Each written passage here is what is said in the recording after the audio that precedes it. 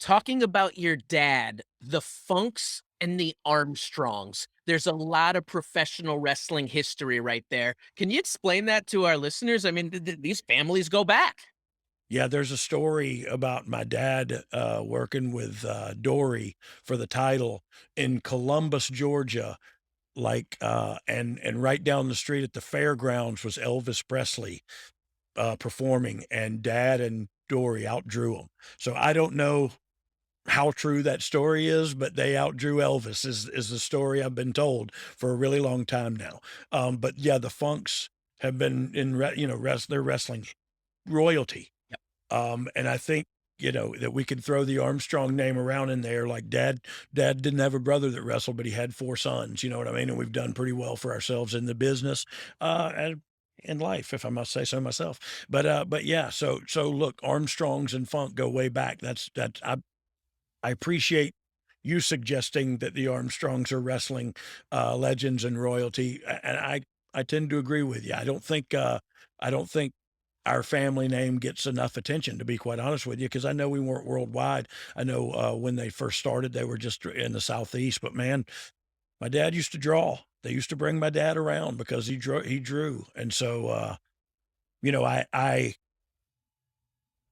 did not get to I did not ask my dad about wrestling psychology and wrestling philosophies and booking psychology, and when I was with him, and the last 10 years I was sober, and then the last 2, he lived with me and everything, we talked about a lot of stuff, but we didn't talk a whole lot about wrestling.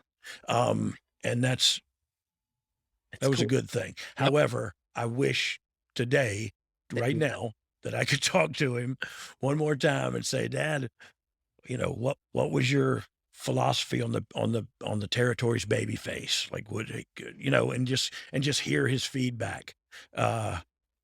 Because yeah, he did it, man, and I couldn't be prouder than to be Bullet Bob's baby boy. You know what I mean? That's awesome. Yeah, it makes me happy Awesome. to think about him. I think about Brad too. I'd love to call Brad and say, "Hey, man, I got this podcast," but he's watching too. I don't mean to bring us down, and I don't mean that. No, well, I it's don't the feel like it lift brings up. us down. There's a lot of pride in what you're talking about. Yeah, yeah, it's my heart, man. It's my family, and very proud of that. Being from a traditional wrestling family, how did your brothers and dad take to the Attitude Era? Yeah, they loved it. They all loved it. They all loved seeing baby brother succeed. And that's how it is in my family. Like, we are a close family, so close that we'll punch each other, but don't you dare try to punch any of us. Right. And that's just that's just how it goes, from in my neck of the woods. But yeah, so we had a good time.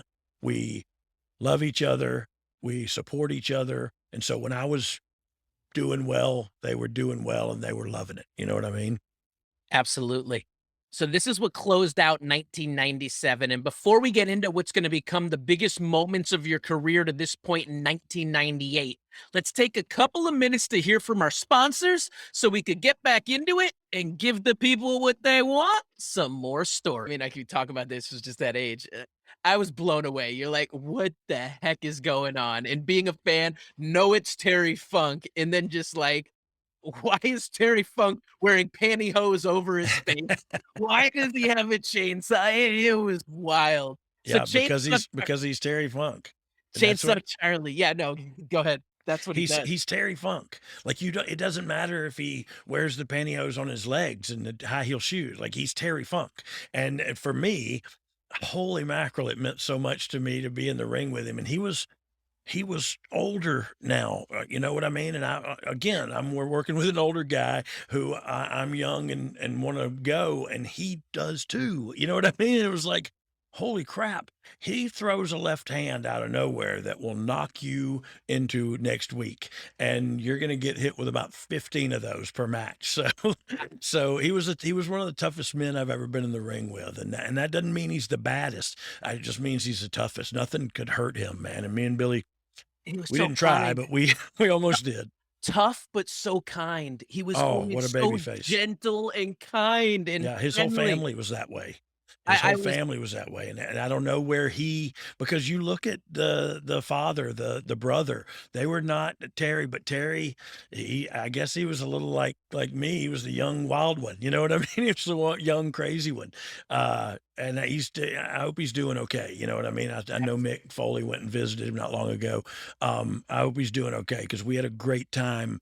This was, after the Road Warriors put us on the map, Terry Funk and Mick Foley kind of carried us and established that, okay, these guys are for real. So I can't thank those four individuals enough, I and I I hope Terry's doing all right. I get it for me too. I was absolutely humbled. He actually talks about he tells a story about me in his biography and says that Vince should look me up as a cameraman in this book for when I worked with him at XPW. So like he was just always the most amazing person. And Yeah, I had one Terry Funk story if I can go on a please. tangent. XPW Terry Funk versus Shane Douglas, Viking Hall, ECW Arena. They take the match to the outside. I don't know why they go outside when like the whole arena can't see anything because there's no screens in there. But they go to the outside, and Terry takes a bottle from the ground, breaks it on the wall, and randomly slices his arm. I don't know why, but legit muscle falling out of his arm. And, Uh, and Shane's like, "We're going to the finish. Just we're taking it back in there and going home." They go to a finish. It's over. But then after the match, Terry then grabs Shane's valet and starts pile driving her, and just continues for like 10 more minutes of nonsense. yeah, Gets to the back and slowly sitting there in the locker room, slowly unlacing his boots as Shane comes in there pissed off of what are you doing? Why'd you do that and all this? And starts wanting to quote fight Terry. And yeah. Terry just sits there like the legend he is, as Shane's just getting hot in his face, just like, go ahead, Shane. Do something. You ain't got no balls, Shane. You ain't got no balls, Shane. It just always stuck with me of just Terry Funk. It's so cool, man. That's how cool he is. He So cuts himself with a bottle, makes Shane mad, and then punks Shane out. Look, that's what I probably wouldn't have fought him either. Like, I just because you don't know. The guy is tough as nails and comes off as certifiable at points, especially when you're putting your match together. Brian, what if right there I light my cowboy hat on fire and I climb up that ladder and, oh, holy mackerel, Terry, we should talk to somebody about this. oh yeah. So here he's not Terry, he's Chainsaw Charlie. And all right. Did you guys I'm gonna go back to all these names. We got Chainsaw Charlie. Yeah. Wow. Also that night, Mike Tyson made his first WWF appearance. Did you get a chance to talk to Tyson that night? Yeah, so I, went to meet him, and his big bodyguard was standing outside the thing, and I said, "Can I meet Mike Tyson?" And he said, "Who are you?" And I said, "I'm one of the wrestlers here." And he said, "Come back in like 10 minutes." I never went back because I was embarrassed. But I talked to him in a bunch after that, you know what I mean? I just knew we were gonna be working, when we were together later. I wanted to meet him and get a picture with him, you know what I mean? And never happened. He was a controversial character. Was there a feeling was everyone into the fact of Tyson coming in, or was there a contingency that felt it wasn't the right move? No, I think everybody was on board, you know what I mean? It was a big get, and because he was controversial, it makes it a bigger get, you know what I mean? And it's, the old saying is bad publicity. There's no such thing as bad publicity, with him. I could argue that, I could beg to differ, but it was exciting having him come there because he was a larger than life character and the baddest man on the planet, and all of a sudden it's crossover entertainment. You know what I mean? All of a sudden we got the baddest man on the planet here too. And so, yeah, no, it didn't, I don't know if we ever felt like we were turning a corner, but it felt like we were going 90 miles an hour in a positive way.